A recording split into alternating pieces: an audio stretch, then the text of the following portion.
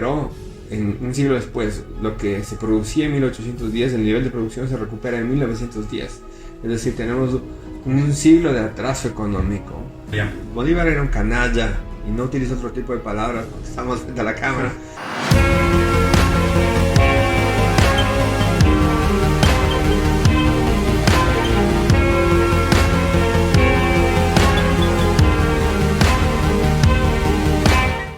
Bienvenidos un día más a Trincheras Ocultas, el canal de YouTube que te trae la historia de España sin prejuicios. Y como veis, hoy hemos cambiado un poco el escenario y me he venido aquí al lado de mi casa, que hay un campo que es precioso, bueno, y sobre todo hace bastante frío ahora a las afueras de Madrid, y quería como darle un poquito de vidilla, ¿no?, al canal. Y yo creo que siempre haciendo la misma presentación en el mismo lugar como es mi habitación, quedaba ya un poco monótono, y he querido cambiar un poco lo que es el escenario. ¿Para qué? Pues para anunciar hoy la entrevista que vamos a tener, que es muy interesante porque vamos a tratar el mito de Simón Bolívar y también vamos a tratar las emancipaciones que sucedieron en América, si realmente favorecieron, ¿no?, a estos nuevos estados que algunos catalogan de fallidos. Pero nos vamos a centrar en Ecuador. ¿Por qué? Porque hemos traído a Francisco Núñez del Arco Proaño, que es un escritor ecuatoriano, historiador también, que ha escrito un libro que se llama Quito fue España, y aquí desmonta todos los mitos que circulan. Perdón porque hace un viento hoy terrible, como veis ahora se está moviendo todo por aquí, que por cierto tengo además acompañantes, hay aquí perros, también he visto algún que otro conejo, pero bueno, volviendo al tema que me disperso muy fácil. Francisco Núñez del Arco Proaño es un historiador ecuatoriano que ha traído el libro Quito fue España y nos va a decir en el canal todo lo que no sabemos acerca de las emancipaciones con datos, que es lo que buscamos siempre traer por aquí. Recordad que estoy en un nuevo proyecto que se llama La Cortina Rasgada en Radio Inter, y os voy a poner abajo siempre los links para que podáis ver en iVoox, que es una plataforma de podcast, para que podáis escuchar todos los programas. También trato la historia, trato también la política de España y, como siempre quiero decir, objetivamente, sin prejuicios. Lo que realmente está sucediendo lo vamos a encontrar siempre pues a través de este nuevo proyecto, este nuevo programa, ¿no?, La Cortina Rasgada, y también a través siempre de aquí de Trincheras Ocultas. Así que suscríbete, deja tu like y ponme el comentario. No quiero mover mucho mi mano izquierda, como veis la tengo muy estática porque con el viento que hace, si no, el audio es que no se escucharía nada. Muchas gracias por estar y siempre vamos a ver la entrevista. Francisco Núñez del Arco Proaño, muchísimas gracias por concederme esta entrevista aquí para mi canal Trincheras Ocultas. Quiero explicarte un poco cómo va la dinámica de mi canal, y básicamente me centro en resaltar la hispanidad centrándome en el siglo XVI. Es un siglo poco tocado por la juventud y es una auténtica lástima, y creo que la labor que tú estás llevando incluso con los libros como Quito fue España es una labor que tiene que impactar, ¿no?, en los jóvenes. Así que muchísimas gracias por concederme esta entrevista. Encantado, un gusto. Y bueno, vamos a comenzar, si te parece. ¿Llevas aquí en España cuánto tiempo? ¿Cuántos días llevas aquí? Bueno, no sé qué fecha estamos, creo que es 13. Hoy es 13, hoy es 13. Estamos ya más de un mes. Llegamos el 8 de octubre. Ostras. Y nos vamos pasado mañana. Entonces llevamos, no sé, un mes y algunos días más, un mes y unos 4 días más. ¿Y habías estado ya en España? Sí, había estado en España anteriormente. La última vez en el 2017. ¿Y te gusta, imagino? Me gusta, me encanta, a mí me encanta España. ¿Y? Me gusta, ahora lo vi con ojos más realistas que la última vez que vine en plan solamente de visita y de gira, de recorrido. Sí. Para conocer unos lugares históricos que yo venía específicamente por eso. Entonces ahora en cambio vine ya con una misión a presentar mi libro y hacer algunas conferencias y charlas y reuniones hispanistas, y ya veo más seriamente España como está hoy en día, por llamarlo de esta manera. Claro. Así rápidamente, antes de entrar en materia, ¿no?, a analizar un poco tu libro, el objetivo que persigues, ¿cuál es el monumento que más te gusta de Madrid? ¿Cuál es el sitio que más te gusta? A ver, me Si gusta. te tienes que quedar con uno, claro. El Paseo del Prado. Me gusta mucho el Paseo del Prado. Qué bien. Toda la continuidad arquitectónica y urbana que tiene, me parece que es muy bonito esa parte entre el Museo del Prado, la Fuente de Neptuno y Cibeles. Todo eso me gusta mucho porque a mí me gusta caminar. Me gusta Madrid porque es una ciudad que se puede caminar, ¿no? y toda esa área hasta después subir hasta la Puerta de Alcalá. Eso me gusta, pero en general, bueno, tantas cosas, ¿no? De Madrid tiene muchísimas cosas, es una ciudad muy bonita y es difícil decir algo específicamente, pero sin duda en toda la ciudad, no un monumento, pero un espacio urbano monumental, el del Prado, el Paseo del Prado. O sea, recomiendas a todo el mundo que venga a Madrid, ¿no? De visita. No, seguro, a Madrid. Otra cosa que me gusta mucho es el Parque del Oeste, toda la vista que tienes hacia ese lado, desde Plaza de España, la Gran Vía también, obviamente, bueno, es muy turística, pero sí es simpática. Y sí, no, sin duda, hay muchísimo. Porque el problema de España en general y de Madrid en particular es que hay muchas cosas por conocer, entonces no tienes el tiempo para ver todo. Sí, hay infinidad de cosas que puedes hacer cuando vienes aquí. Y yo creo, Francisco, que nos vamos a meter ya a analizar un poco el libro. Claro. La entrega, hemos conocido un poco para saber tus gustos o lo que estás haciendo por aquí en Madrid. Ya hemos visto conferencias y demás charlas. Me gustaría saber cuál es el objetivo principal que persigues al publicar Quito fue España. Bueno, mi libro yo lo publiqué por primera vez hace 5 años, en el 2016.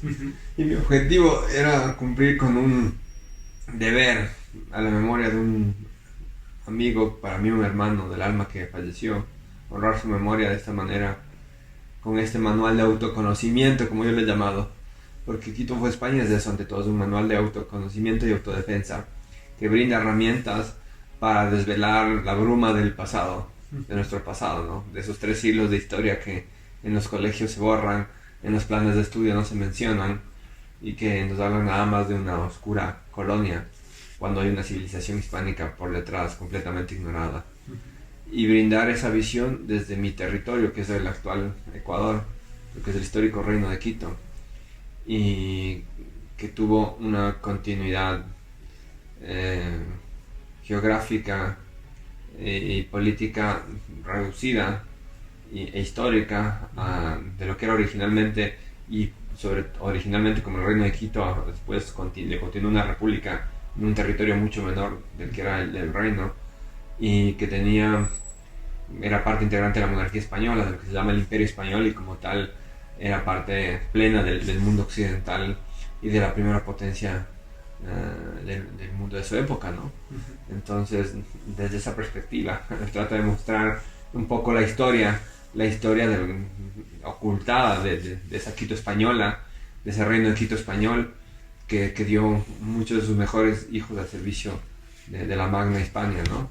De la gran monarquía española, dando virreyes, presidentes, gobernadores, infinidad de militares para su servicio, entre muchas otras circunstancias y factores, ¿no? Para entender esa conformación histórica, la constitución histórica de Quito dentro de la monarquía española. Ese es el objetivo del libro. Y también, bueno, fundamentalmente mi libro es un libro, bueno, en realidad, es uno de los objetivos porque es la primera parte del libro. Mi libro no es un libro sobre leyenda negra.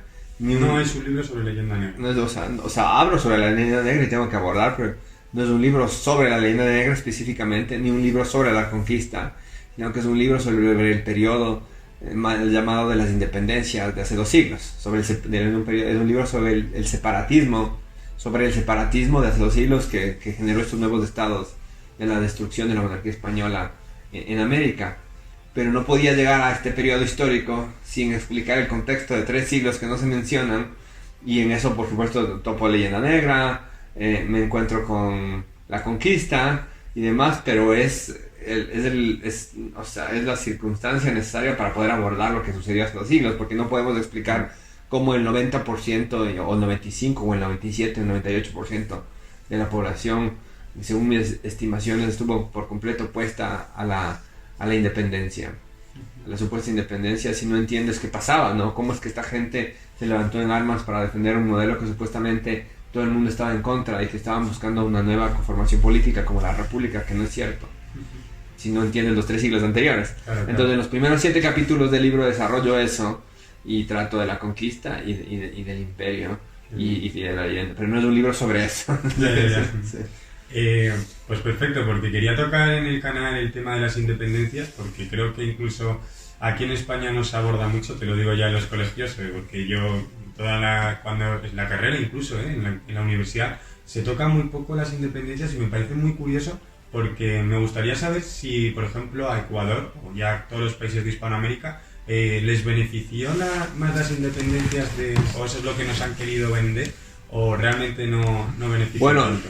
mi libro es una tesis para demostrar que no solamente no nos benefició, sino que además significó un total desastre para los territorios hispanoamericanos. Involución de provincias y reinos españoles a territorios tributarios del imperialismo financiero anglosajón. Entonces no, fue un desastre por completo. O sea, y después de analizar en los 7 primeros capítulos del contexto y abordo propiamente el proceso del separatismo y las consecuencias que esto trajo, ¿no? O sea, para responder tu pregunta con algunas cifras que he dado ya en el libro y también en algunas charlas y conferencias, porque me parece que son cruciales para entender lo que esto significó. Pensar que el 90% de la población, primero pensar que durante 3 siglos de un reino industrial y económicamente en crecimiento, un núcleo fundamental del Imperio Español en Sudamérica, hubo un crecimiento demográfico sostenido que lo permitía la situación socioeconómica general, que trajo una prosperidad para la mayoría de los habitantes de los territorios en Hispanoamérica, que se ve terminada con estas guerras separatistas y con todo lo que significó la sumisión al imperialismo anglo-británico, anglo-americano después. Y este ejemplo, el 90% de la población masculina en edad militar entre 1810 y 1895, en poco menos de un siglo, dejó de existir, desaparecieron entre todas las guerras civiles separatistas, entre todas las guerras civiles internas en la República de Ecuador, después producto de la fragmentación de la independencia, hasta cuando se concluyeron el enfrentamiento entre liberales y conservadores. El nivel de producción económica, como se diría hoy en día, el PIB, el Producto Interno Bruto, del territorio de Quito, que después se constituyó en el Ecuador, se recuperó en un siglo después. Lo que se producía en 1810, el nivel de producción se recupera en 1910. Es decir, tenemos un siglo de atraso económico. Aparte un siglo crucial, porque es el siglo cuando despegan las potencias industriales en Europa, que nos pasa factura hasta hoy, ¿no? Entre otras muchas cosas, mencionar la deuda inglesa, que nos ató al eterno sistema crediticio internacional usurero, aunque del cual no hemos podido salir hasta el día de hoy. La deuda inglesa se acabó de pagar, la deuda inglesa de la independencia, que la adquirió Bolívar a título personal y que sin embargo se endilgó a los 3 estados que conformaron después la sucesión de lo que fue Colombia, que son Venezuela, Nueva Granada y Ecuador. Lo acabamos de pagar en 1975, un siglo y medio después, entre muchísimas otras consecuencias. Pero más allá del desastre material, como la destrucción de la industria, la destrucción de las ciudades, la destrucción del campo,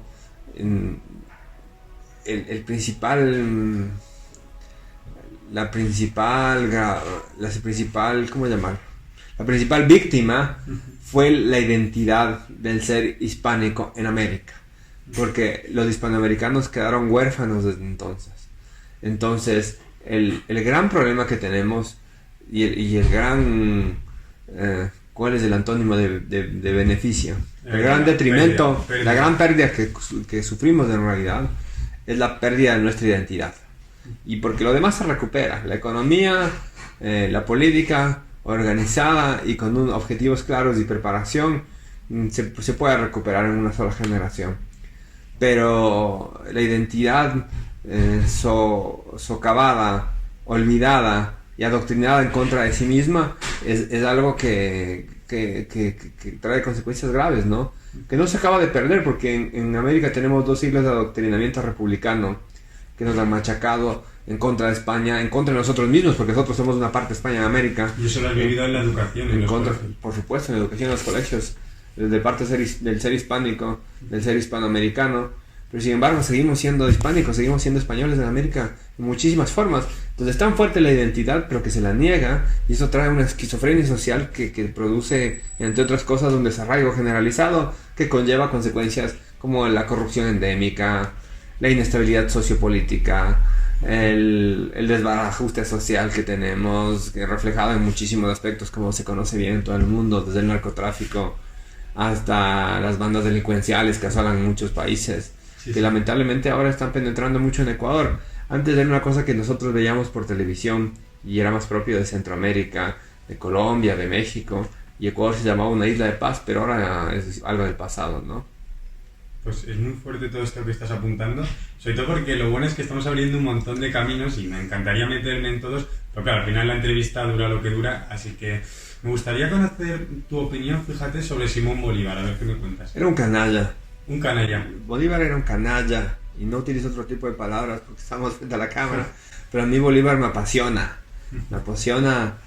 en el mal sentido de la pasión, porque también hay un buen sentido de las pasiones, y a mí me apasiona para mal, porque es un traidor a su sangre, a su nación, a su patria, y es el arquetipo no del hispanoamericano, ahí sí diría yo del latinoamericano, porque es lo que se ha querido vender, que Latinoamérica como sobre Hispanoamérica, cuando Hispanoamérica es la solución y Latinoamérica es el problema. Yo le digo despectivamente Letrinoamérica. Y Bolívar es el arquetipo del ser desarraigado, y más allá de los hechos objetivos del pasado que lo realizó, como toda esta destrucción que hablamos, que es producto de él. Yo acabo de venir ahora del Corte Inglés comprando el libro de un amigo que me presentó y me hizo el prólogo para el Quito fue España, que es Pablo Victoria, porque no lo había podido encontrar y él tampoco lo tenía. Se llama El terror bolivariano, y ahí explica grandemente lo que significó este hombre para Sudamérica, y la destrucción, el caos y el desarraigo que trajo. En el caso de Quito, en mi libro yo ahondo sobre eso, ¿no? Porque nos odiaba a los quiteños, odiaba todo lo que... Bueno, él odiaba a todo el mundo, se odiaba a sí mismo, ¿no? Pero fue nefasto, fue un canalla sin duda alguna, y más allá de cualquier situación, ya te digo, material o real, mataba a gente a trochimoche, fue un genocida. En Quito fusiló a muchísima gente, mandaba a reclutar a la fuerza, la saca de reclutas, con medios violentos, yéndose en contra de los fueros de las iglesias, que antes, como tú sabes, la gente cuando se refugiaba en una iglesia era como actualmente refugiarse en una embajada, era algo inviolable, ¿no? Sin embargo, Bolívar respetaba hasta eso. Llevaba amarradas a las personas al campo de batalla en una guerra que no querían pelear, para obligarles a que se peleen contra sus hermanos, que eran los realistas criollos, indios, negros, mestizos y demás que había en América, para conseguir sus fines protervos. Entonces era un canalla, pero además de toda esta destrucción material terrible, el gran problema es que es el arquetipo de esto, del desarraigado latinoamericano, del que no quiere reconocer que es hispanoamericano y no latinoamericano, el que no quiere reconocer que el español sigue habitando en él, aunque él piense que España no tiene nada que ver consigo mismo. Y esto lo hablo desde el negro, el sambo, el indio, el mestizo, el criollo, que es el descendiente español en América, hasta los descendientes de migrantes europeos más recientes que no tienen nada, que también culturalmente son españoles en la mayoría de casos, y que tenemos un sustrato común que nos une a todos, desde Argentina hasta México, y que lo negamos permanentemente.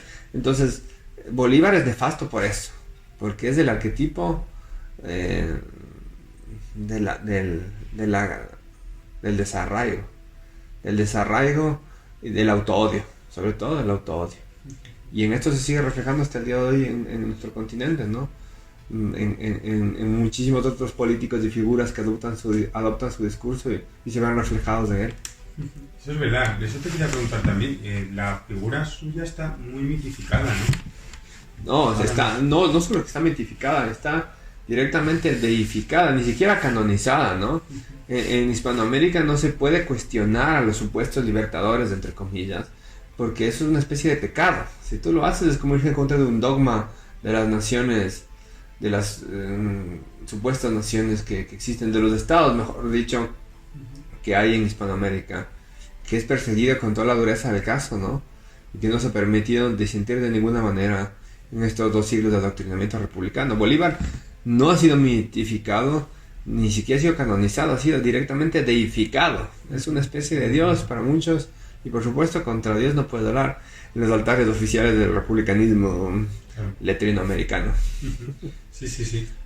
Por cierto, me decía un historiador mexicano, me dice, fíjate, qué curioso que los libertadores no conocían la cultura prehispánica, pero rápidamente adoptan ese discurso. Lo adoptan, yo menciono eso. Que aquí ya en las Cortes de Cádiz se hablaba de muchos que después se volvieron separatistas, de este discurso reivindicativo del pasado prehispánico, cuando no sabían qué era por ningún lado, ¿no? Pero era una forma de facilismo ideológico, porque era un protoindigenismo. Y eso sí, es un facilismo ideológico como todo pseudo-indigenismo, no el auténtico indigenismo, que el auténtico indigenismo es el hispanismo. Porque si alguien ha defendido los principios, los valores y la existencia de los pueblos indígenas en América, ha sido la monarquía española, han sido las leyes de Indias, ha sido la hispanidad. Y más bien este pseudo-indigenismo y este proto-pseudo-indigenismo que tenían hace 2 siglos era un facilismo ideológico para liberarse de responsabilidad que recaía a ellos como hijos del suelo y también hijos de España en América, de lo que significaba su trabajo y su obra y su responsabilidad en el continente, ¿no? Porque toda esta gente trata de echar la culpa a lo que sucedió a hombres de 3, 4, 5 siglos atrás, cuando ya tenemos 2 siglos de república encima. Digo toda esta gente de Bolívar en adelante, ¿no? Porque todos los males es de España, todo lo malo es de España.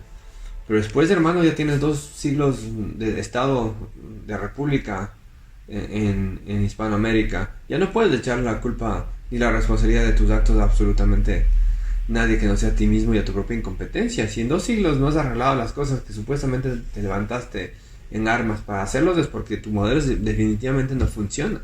Y las repúblicas, nuestras pseudo repúblicas, no han funcionado para nada. Y eso hay que decirlo clara y enfáticamente. Y hay que entender que el facilismo ideológico que esto presenta es muy muy vendible, por llamarlo de esta manera. Es muy fácil de asumir por los políticos de todas las épocas, porque así se lavan las manos. Entonces ellos roban, ellos matan, ellos expolian a los países, hacen todo lo que se le ha acusado a España de hacerlo en estos últimos 2 siglos, y se lavan las manos porque si no es nuestra culpa, estábamos queriendo ayudar y reivindicar el pasado prehispánico, y en realidad la culpa es de los españoles malvados que nos vinieron a conquistar. Entonces es algo que ya se va en contra no solamente de la historia, sino en contra de la lógica, en contra de la propia lógica de las cosas, ¿no?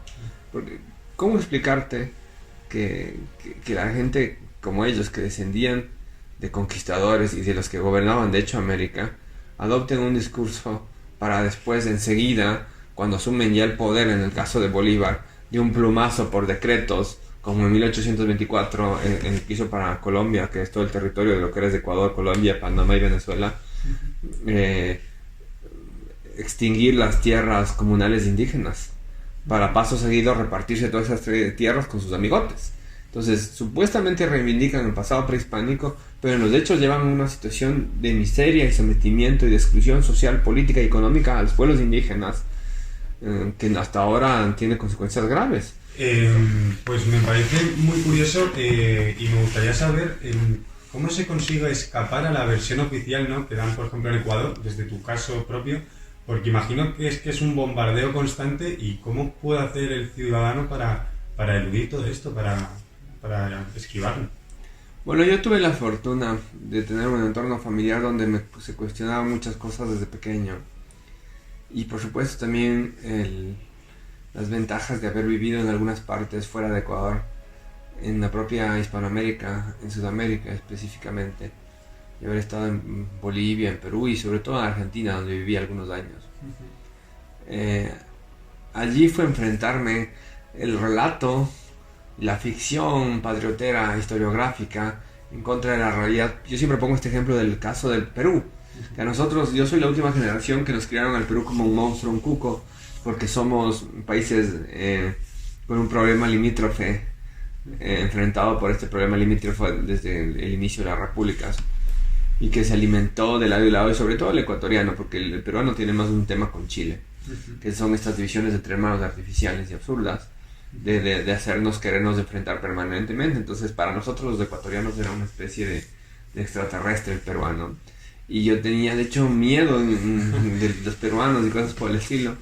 Y yo a los 16 años visité por primera vez Perú, Y cuando visité Perú, que fui con mucha prevención y miedo, por cierto, a pesar de que se había firmado la paz hace muy poco, la primera vez que se firmaba un tratado de paz y límites entre los dos países en 1998, imagínate, casi 2 siglos después bueno, no un siglo, más de un siglo y medio después de fundados. Y yo me pegué una sorpresa enorme, porque obviamente los peruanos no solo que no eran extraterrestres, sino que además eran demasiado parecidos a nosotros. Y yo dije, ¿qué pasó aquí? ¿Qué parte de mi educación oficial no funcionó, ¿no? Porque obviamente esta gente es como si fuera el sur del Ecuador, o como que el Ecuador sea el norte del Perú. Y ver estas similitudes con el Perú me extrañó mucho y no les daba todavía un entendimiento total, porque éramos supuestamente dos cosas completamente distintas. Después ya en Bolivia lo mismo, y en Argentina más, porque en Argentina hay esta idea en América del Sur que es un enclave europeo en el resto del continente indio, y se les ve siempre como que algo distinto, algo que están ahí pero no son como nosotros.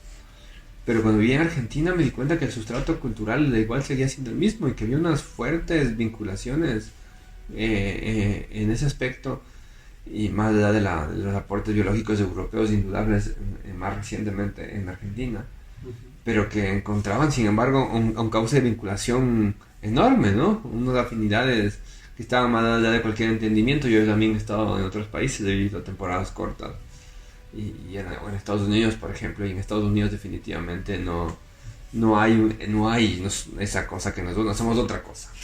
Pero en Perú, en Bolivia, en Argentina era evidente, y decía, bueno, ¿qué es esto? ¿De dónde viene toda esta unión? ¿No? De pronto acá yo me siento en casa, en Buenos Aires, o en Lima, o donde sea, o aquí en España, por supuesto, pero sin el conocimiento histórico era algo intuitivo, ¿no?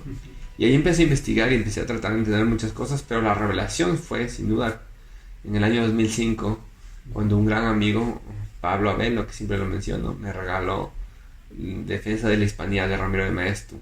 Y ahí hice un clic y cerré muchísimas cosas que no lo había podido cerrar antes. Y empecé a investigar por cuenta propia la historia del pasado, porque obviamente en las fuentes oficiales no se encontraba, en los libros oficiales, en los textos oficiales, no había ninguna coherencia. Y empecé a descudriñar un poco el pasado y escribir para mí mismo. Quito fue España es el producto de muchos años de investigación y lecturas que lo realizaba para mí mismo, como he hecho todas mis otras obras anteriores, con ese afán de tener yo claro el cuadro, ¿no? Y al final acabé de tenerlo por completo, no solo por las lecturas y las investigaciones, sino cuando escribí el libro, porque hay cosas que uno tiene en la cabeza pero no están organizadas ni sistematizadas. Claro. Y cuando lo puse sobre el papel se acabaron de mostrar cómo era, y acabaron de ser una revelación final para mí. O sea, mi libro también fue una revelación para mí. Te ayudó a esquematizar todo. Me ayudó a esquematizar todo. Me ayudó a esquematizar años de investigaciones, de archivos, de bibliotecas, de libros comprados y de lugares visitados en 2 continentes y en muchos sitios. Entonces fue como que bien, en buena hora. En buena hora, a pesar de todos los problemas que yo sabía que me iba a traer. Pero, ¿cuáles? ¿Problemas en qué sentido? Problemas como de estar excluido en muchas formas del sistema, por llamarlo de esta manera, del sistema oficial de gobierno y de educación y de muchas otras cosas que pasan por la vía pública en el Ecuador, ¿no? Porque te estás yendo en contra de los mitos fundacionales del país, en contra de los seres que se idolatran, y en contra de toda la mitografía, historiografía falseada que sostiene esta andamiaje de expolio y explotación que existe hasta el día de hoy, que es del Estado ecuatoriano. Entonces, evidentemente me iba a traer muchos problemas, pero lo hice como un homenaje a este hermano que falleció, y sabiendo que cuando ya lo acabé de escribir, que era, como lo decía él, efectivamente un libro que tenía que ser escrito, porque él siempre me repetía que yo tenía que escribir ese libro, y yo decía no, porque sé lo que va a significar para mi vida, y sin embargo una muerte civil, y sin embargo fue como él dijo, era un libro que valió, y que ahora en España me he quedado fascinado con los comentarios de muchos amigos españoles que han leído el libro, amigos, los he conocido apenas ahora, pero han ido a algunas charlas, conferencias y presentaciones, los he conocido y hemos conversado. Y han leído el libro, algunos de ellos, y escuchar esos comentarios. Y escuchar también los comentarios en Hispanoamérica, de amigos peruanos, de amigos argentinos, de amigos colombianos que han leído el libro y que concuerdan en que es una obra que ha abierto mucho camino y que ha brindado mucha luz, no solamente para el territorio del Ecuador, sino para toda Hispanoamérica y para España. Así que pienso que de alguna manera cumplí con mi objetivo. Si te parece, Francisco, nos quedamos con ese titular, un libro que tenía y ya está escrito, y yo creo que es el titular perfecto para acabar la entrevista. Y rápidamente te propongo un juego rapidísimo. Te voy a decir el nombre de un personaje y me tienes que decir una palabra, lo primero que se te venga a la cabeza asociándolo al personaje, o defínemelo en lo primero que se te venga, ¿vale? Muy bien. Te voy a decir López Obrador. Un desorientado. Vale. Si te quieres... Un desorientado y un oportunista. Que pobre, o sea, el tipo ya está un poco senil inclusive. Y es como todo político en todas partes, pero en especial en Latinoamérica, que sabe que España es una presa fácil y que es gratis atacar a España y que se va a lavar las manos de su propia ineptitud atacando a España y entreteniendo a la gente. Entonces es un desorientado, un listo, digamos, un tonto listo. Tonto porque no sabe, o si sabe es un canalla porque esconde la mentira, y listo porque entiende que utilizando ese discurso le va a servir en su política interna en México. Cristóbal Colón. Un visionario. Vale, un visionario. Sobre el Papa. Nefasto. La palabra que se me viene a la cabeza es nefasto, porque es alguien que está obrando no solamente contra la obra de la propia institución a la que representa, y que es el jefe máximo y el sumo pontífice, además se supone de su religión, sino que es un enemigo de la verdad, un enemigo de la verdad en muchas formas, y se supone que el jefe de la religión católica es un defensor por antonomasia de la verdad, la belleza y el bien. Entonces no me caben en la cabeza muchísimas de sus actitudes. Sí me caben, lo entiendo, pero entiendo el proceso de decadencia de la iglesia, de la estructura eclesiástica que ha vivido a lo largo de las últimas décadas, de los últimos siglos, pero en particular de las últimas décadas. Pero no me cabe que sea tan descarada y tan abierta, y en particular afectando a países que fueron como España, no países, a civilizaciones como la España, ¿verdad? Que fueron el estandarte de justamente la religión católica a lo largo de todo el mundo. Entonces para mí es incomprensible ese nivel de descaro. Supongo que habrá alguna finalidad en todo esto, ¿no? Pero que se me escapa. Eso es lo que te puedo decir, no quiero andar más. No te preocupes. Acabando ya, Francisco Pizarro. Un héroe. Un héroe. Y ya, para acabar, Quito fue España. En una palabra, ¿cómo definirías a tu libro? En una palabra. Una revelación. Una revelación. Pues muchísimas gracias. No, nada. Por todo. Encantado, sí, gracias.